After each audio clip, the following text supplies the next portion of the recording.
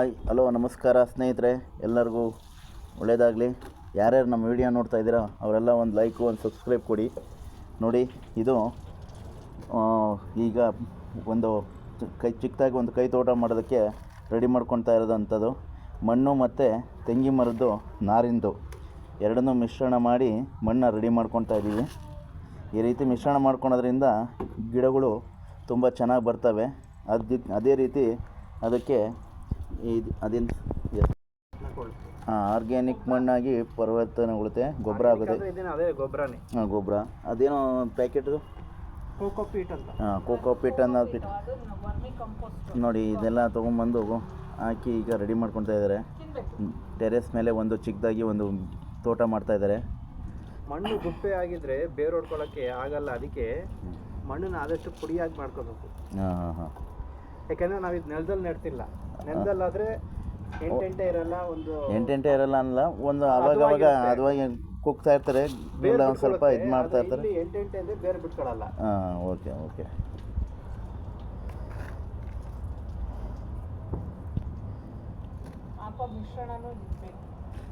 ನೋಡಿ, ಫಸ್ಟು ಅದನ್ನು ನೀರಲ್ಲಿ ಈ ರೀತಿ ತರಿಸಿ ನೆನೆಸಿದ್ದಾರೆ. ಆಮೇಲೆ ಆ ನೆಂದಿರೋ ಅಂಥ ತೆಂಗಿನ ನಾರನ್ನ ಈ ರೀತಿ ಮಣ್ಣಿಗೆ ಮಿಕ್ಸ್ ಮಾಡ್ಕೊಬೇಕು. ಮಿಕ್ಸ್ ಮಾಡಿಕೊಂಡು ಚೆನ್ನಾಗಿ ಅದನ್ನು ನೀಟಾಗಿ ಅದು ಗೊಬ್ಬರ ತರಿಸಿರೋ ಗೊಬ್ಬರನೂ ಎಲ್ಲ ಮಿಕ್ಸ್ ಮಾಡಿಕೊಂಡು ಪಾಟ್ಗೆ ಎಲ್ಲ ಮಣ್ಣು ತುಂಬಿ ಗಿಡ ಹಾಕೋದ್ರಿಂದ ಗಿಡ ತುಂಬ ಚೆನ್ನಾಗಿ ಬರುತ್ತೆ. ಹಾಗೆ ಇವರು ಅದನ್ನೇ ಹೂವಿನ ಗಿಡಗಳಿಗೆ ಬೇವಿನ ಹಿಂಡಿ ಎಲ್ಲ ಹಾಕ್ತಾಯಿದ್ರೆ ಹುಳ ಆಗಲ್ಲ. ಈ ರೀತಿ ಮಾಡೋದ್ರಿಂದ ಗಿಡಕ್ಕೆ ಯಾವುದೇ ರೀತಿ ಹುಳ ಆಗಲ್ಲ. ಈಗ ಮೊದಲು ತಯಾರಿ ಮಾಡ್ಕೊತಾ ಇದ್ದೀವಿ. ನೆಕ್ಸ್ಟು ಈಗ ಗಿಡಗಳ್ನ ಹಾಕೋಕ್ಕೆ ರೆಡಿ ಮಾಡ್ಕೊತಾ ಇದ್ದೀವಿ. ಎಲ್ಲ ಗಿಡಗಳು ಹಾಕಿದ್ಮೇಲೆ ಅದು ನೆಕ್ಸ್ಟು ಗಿಡ ಬಂದಮೇಲೆ ನಿಮಗೂ ಇನ್ನೊಂದು ವೀಡಿಯೋ ಮಾಡಿ ತೋರಿಸ್ತೀನಿ. ಈಗ ಸದ್ಯಕ್ಕೆ ತಯಾರಿ ಇಲ್ಲಿದೆ. ಈ ಮಣ್ಣು ಮೇಲೆ ಇದು 30% ಹಾಕಬೇಕು.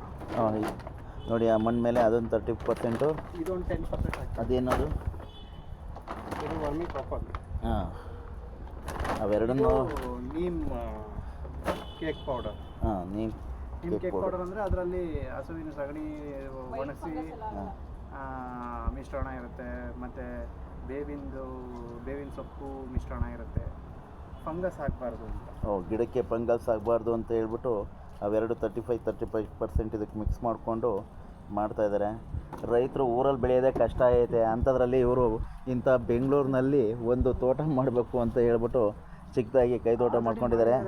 ಒಂದು ಯೂಟ್ಯೂಬಲ್ಲಿದೆ ನೋಡಿ, ಶ್ರೀರಾಮ್ಪುರ ಮೆಟ್ರೋ ಸ್ಟೇಷನ್ ಹತ್ರ ಕಾಡು ಥರನೇ ಮಾಡಿಬಿಟ್ಟಿದ್ದಾರೆ. 600 ಸ್ಕ್ವೇರ್ ಫೀಟಲ್ಲಿ ಮನೆ 600 ಶ್ರೀರಾಮ್ಪುರದಲ್ಲಿ 2030 ಟೆರೆಸ್ ಮೇಲೆ ಕಾಡು ಥರ ಮಾಡಿಬಿಟ್ಟಿದ್ದಾರೆ. ದೊಡ್ಡ ದೊಡ್ಡ ಮರನೇ ಹಾಕಿದ್ದಾರೆ. ಅದನ್ನು ಇನ್ಸ್ಪಿರೇಷನ್ ಆಗಿ ತೊಗೊಂಡು ಇವರು ಈಗ ಕಾಡು ಮಾಡೋಕ್ಕೆ ಹೊರಟಿದ್ದಾರೆ. ಕಾಡೇನು ಮಾಡಲ್ಲ ಅಲ್ಲ, ಆದರೂ ಗಿಡ ಬೆಳೆಸ್ಬೇಕು ಅಂತ ಆಸಕ್ತಿ ಹೊಂದಿದ್ದೀರಲ್ಲ, ಅದು ಖುಷಿ ಪಡಬೇಕು. ಕೆಲವರು ಇರೋದನ್ನ ಯೂಸ್ ಮಾಡ್ಕೊಳ್ತಾ ಇಲ್ಲ, ಬಿಟ್ಟು ಬೆಂಗಳೂರು ಸೇರ್ತಾ ಇದ್ದಾರೆ.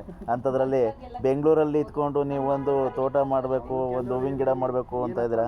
ಅವರಿಗೆ ಪಾಪ ಮಾಡೋಕ್ಕೆ ಬಂಡವಾಳ ಇರಲ್ಲ. ಹಂಗಾಗಿ ಅವರೆಲ್ಲ ಇಲ್ಲಿ ಬಂದು ಇಲ್ಲಿ ಸ್ವಲ್ಪ ಹೆಂಗೋ ಹಿಂಗು ಮಾಡ್ಕೊಂಡು ಕೆಲವರು ಹೋಗಿ ತೋಟ ಇಂಪ್ರೂವ್ ಮಾಡಿರೋರು ಇದ್ದಾರೆ. ಇಲ್ಲ ಇದ್ದಾರೆ, ಕೃಷಿನಲ್ಲಿ ಪ್ರಗತಿವಂತ ಇದ್ದಾರೆ. ಮಣ್ಣಿನ ಮೇಲೆ ಆಸಕ್ತಿ ಇರಬೇಕು. ಭೂಮಿ ತಾಯಿ ಯಾರನ್ನೂ ಕೈ ಬಿಟ್ಟಿಲ್ಲ, ಆದರೆ ಅದನ್ನು ಮಾಡಬೇಕು. ಮಾಡೋಕ್ಕಾಗಲ್ಲ.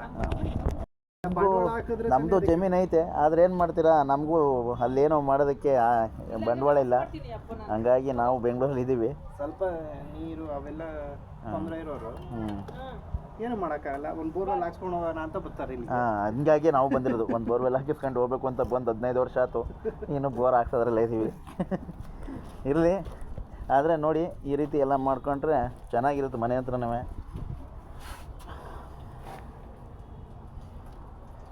ನೀವು ಈ ಥರ ಒಂದು ಚಿಕ್ಕದಾಗಿ ಹೂವಿನ ಗಿಡಗಳನ್ನೆಲ್ಲ ಬೆಳ್ಕೊಬೇಕು ಅಂದರೆ ಈ ರೀತಿ ಬೆಳ್ಕೊಂಚೂರು ಕಥೆ ಇದೆ. ಇರಲಿ, ಲೈಟ್ ಆನ್ ಮಾಡ್ಕೊಂಡು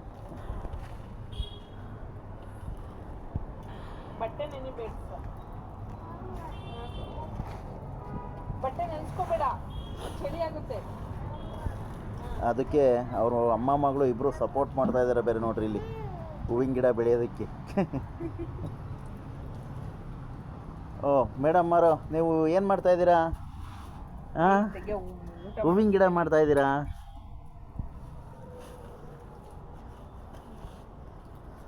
ಪಂಪು ಆಫ್ ಮಾಡ್ತೀನಿ ಅಷ್ಟೇ ನಾನು. ಕಟ್ ಮಾಡಿ. ಭಯ ಅನ್ನೋ ನೋಡಿ ಈ ಥರ ಮಣ್ಣು ಎಂಟೆದ್ದು ಇರಬಾರ್ದು, ಅದನ್ನು ಪುಡಿ ಮಾಡ್ಕೊಬೇಕು.